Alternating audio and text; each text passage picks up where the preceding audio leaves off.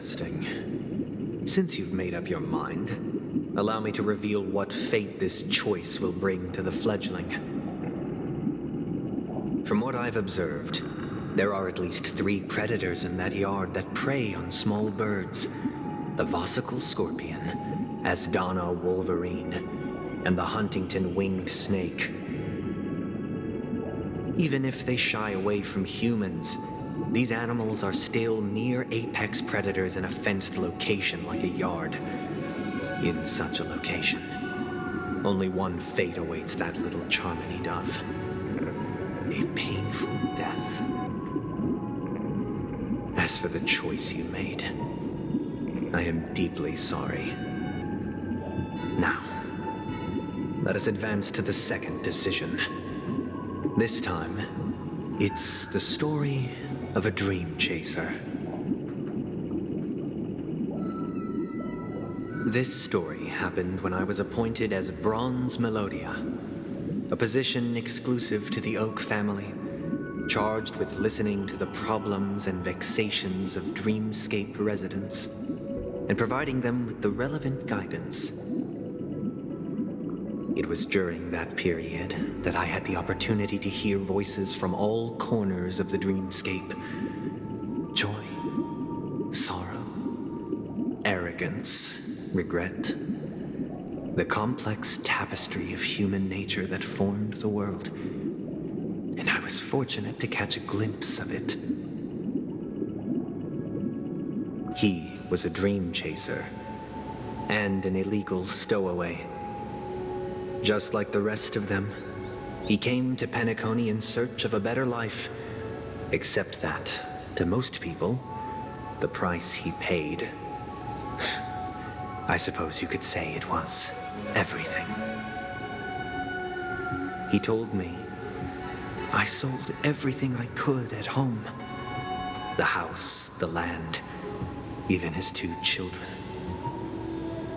He said he could not afford to raise them, and that at least they could eat if they lived as slaves. He had a plan in place. He would buy back his children once he had made his fortune, and enjoy Penacony's beautiful dream with them. Alas, his plan to smuggle himself was somewhat clumsy, and he was sniffed out by those pig-headed hounds. After hearing the Dreamchasers' story, I immediately appealed to the Bloodhound family to cease their pursuit. That way, at least he could live peacefully. But I was still too naive to the ways of the world. I did not anticipate that what I thought was a kind gesture would later lead to dire consequences. I'll tell you the outcome soon. For now, I'd like you all to make a choice. Will you do as I did and try to convince the Bloodhound family to stop their pursuit so that the Dream Chaser may live peacefully and realize his wishes? Or will you remain silent, leaving him to languish while the hounds are hot on his heels until his inevitable judgment arrives? I look forward to everyone's decisions. Who knows? Perhaps they might even alter the outcome of this tragedy.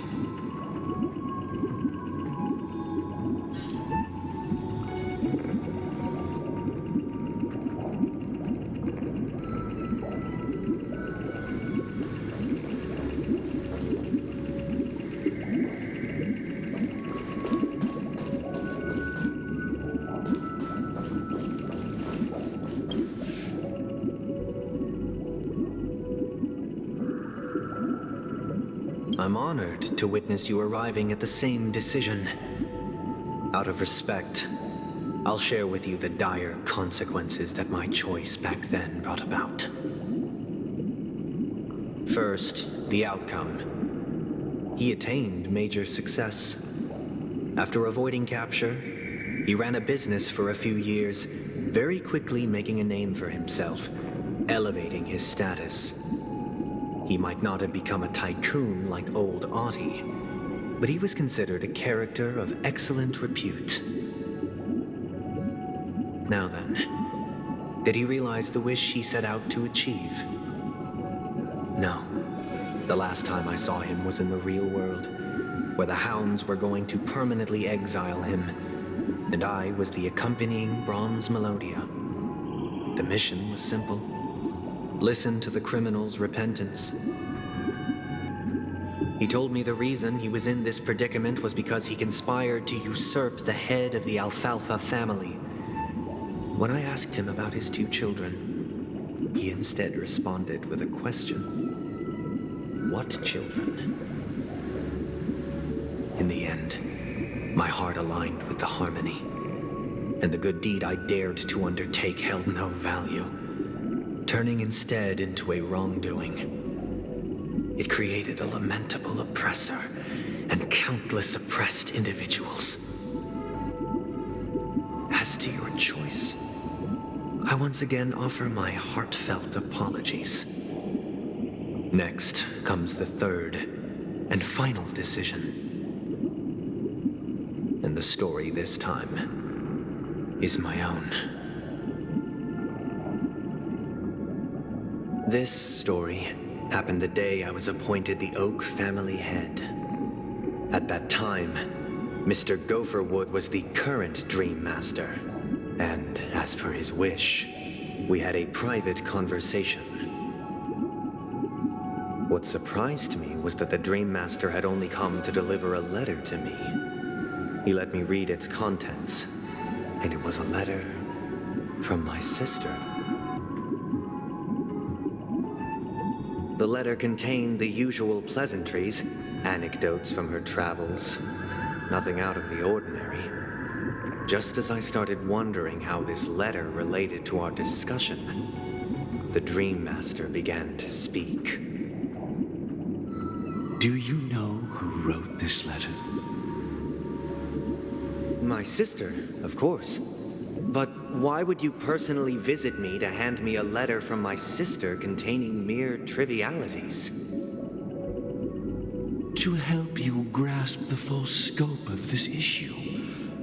Do you know where Robin is at this moment? From what the letter indicates, she must be in Caspelina 8, correct? She's touring there right now. Correct. Has she mentioned anything about a stray bullet? A stray bullet? What? A war has broken out on that planet. It is because of this very reason that Robin chose this destination. To spread the word of the harmony. And to save the lives of that planet. She personally made for the front lines. She hoped to ease the people's suffering with song, and was willing to brave mortal danger to deliver the IPC's medical supplies. Unfortunately, stray bullets show no such compassion. Is she all right? If the operation was successful, she should probably be recovering in the field hospital. By the eon above, the bullet struck her neck directly, yet possibly as a reward for her consistent deeds of harmony, it didn't hit any vital arteries. Once you've attended to your outstanding tasks, it'd be advisable to write her back as soon as possible. Those damned savages! I'll pack my bags right away. My gratitude for bringing this to my attention, Mr. Gopherwood. Now you understand why she always wears such elaborate neck ornaments, don't you? How could this happen? Miss Robin. It's all in the past, so please don't worry. I share this in the meager hope that you will understand the harmony's limitations and predicament. As grandiose as the strong defending the weak sounds, many times, it is nothing more than wishful thinking. Likewise, I've prepared one last question. One last choice. But rest assured, this choice will not have any grave consequences. Because this is merely a figment of imagination, a nightmare that has haunted me through countless nights. If you ever had the opportunity to make a choice like I did, would you still support Robin's journey on the path of harmony?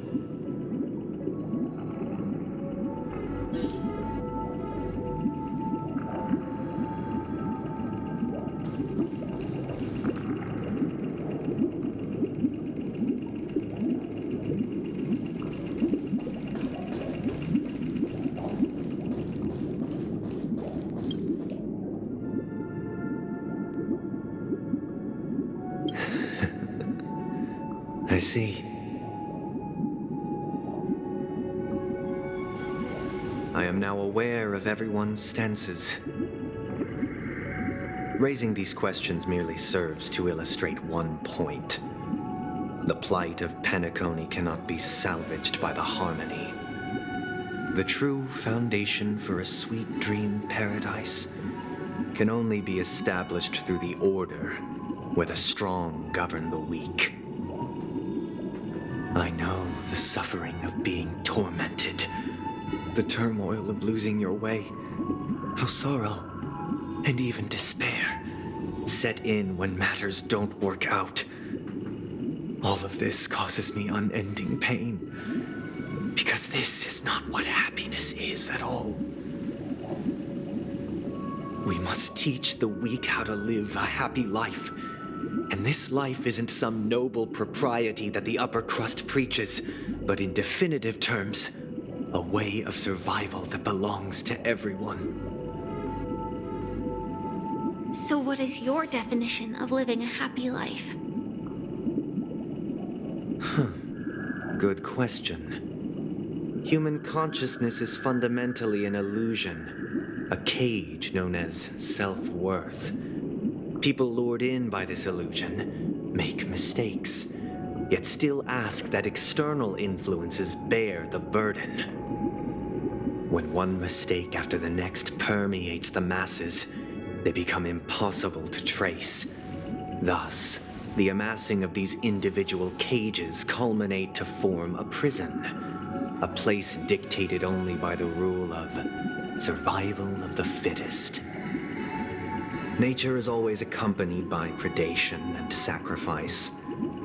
Its antithesis is known as order. That is what I want to do. Unite people's happiness under the banner of order. They won't need to make bitter choices any longer, nor face the weaknesses of humanity. They can cast aside their primal instincts to build a haven for mankind. Simply describing thoughts is far too abstract, so allow me to provide a simple example. As you all may know, there are societal norms like weekends and long weekends that exist on some worlds. During these hard-earned rest days, people are given the chance to extricate themselves from the stresses of everyday life, allowing a certain tranquility to return to their souls. And it is only on these days that people do not have to adhere to the law where the strong prey on the weak. They can live out their lives happily during these brief intermissions. It's just a pity that 2 or 3 days are still too fleeting compared to the span of a lifetime. From where I stand, society's ideal system should be 7 rest days. Following Sunday, there should ensue a second, a third, and indeed an infinite procession of Sundays. This should be the face of the new world. Idyllic, eternal, peaceful days. And thus, every person can return to their base selves in this utopia. Some gaze in reverence at the stars, pouring their whole beings into calculating the distance between us and the isolated world of Pagana. Meanwhile, some seek refuge in quiet corners, holding one another, unencumbered by the chains of unwelcome obligations. There would be no need to bear the hardships of reality. Only in this way can humanity face the inevitable end with the purest of spirit, living a life of dignity. This is what it is to live in bliss. Miss Firefly, you who are stricken with entropy loss syndrome, you of all would surely understand this.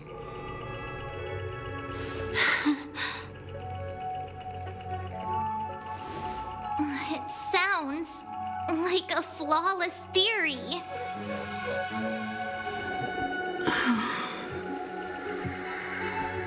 But what is the price to attain all this?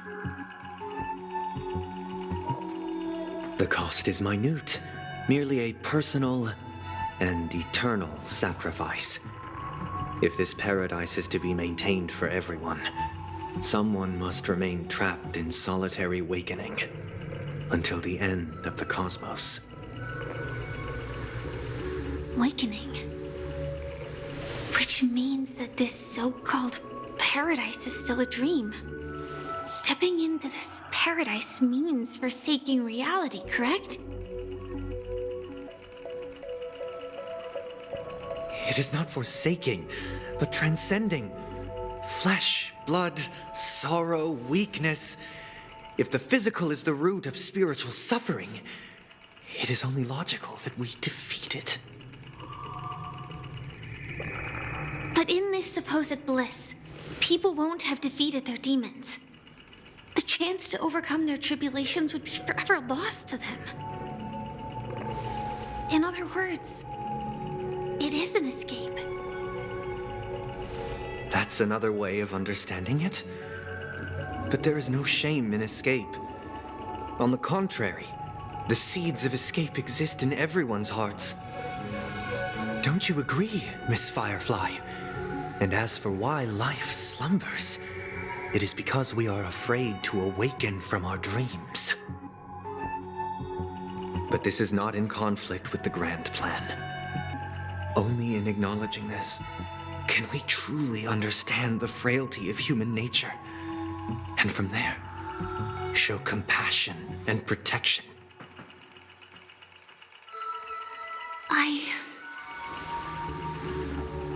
I admit that you are a born leader. Your perspective on humanity brims with pessimism. Yet you express compassion for all, even when your heart pities them. But unlike you, I live for the self. From my perspective, individuals making choices for themselves is their birthright. The want to escape may be innate in the weak. But whether they are weak or not, it is not up to another to decide. Perhaps in your mind, you also view me as weak?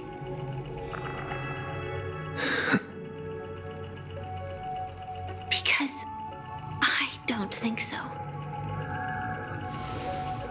Since Miss Firefly has said her piece, the Astral Express will also naturally give you our answer. We'll leave it to you. Just as Mr. McHale instructed before. Tell him our choice.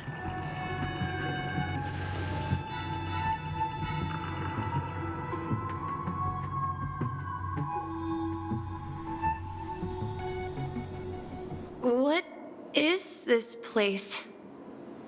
Does this place ring any bells, Misha? I don't know, but I feel a sense of déjà vu. What is this place? It's the realm within a dream bubble. This was left to the Astral Express by a nameless, but weirdly, when we entered it, it was completely empty. Dr. Edward from the Dreamscape sales store told me that dreams are formed from memories, and a dream bubble can't take shape if its core is empty. So I thought you might be able to help us in unraveling this mystery, Misha. As a hotel doorman, you know Penacony best among us. I don't know much about dream bubbles, but if you want to figure out what this mansion is, I'll do my best. I'm counting on you then. Himeko, I still don't get it. Why were you so sure that Misha had a connection with this dream bubble? I wasn't sure. It was just a hunch. But since Misha feels familiar with this place, my hunch might be correct.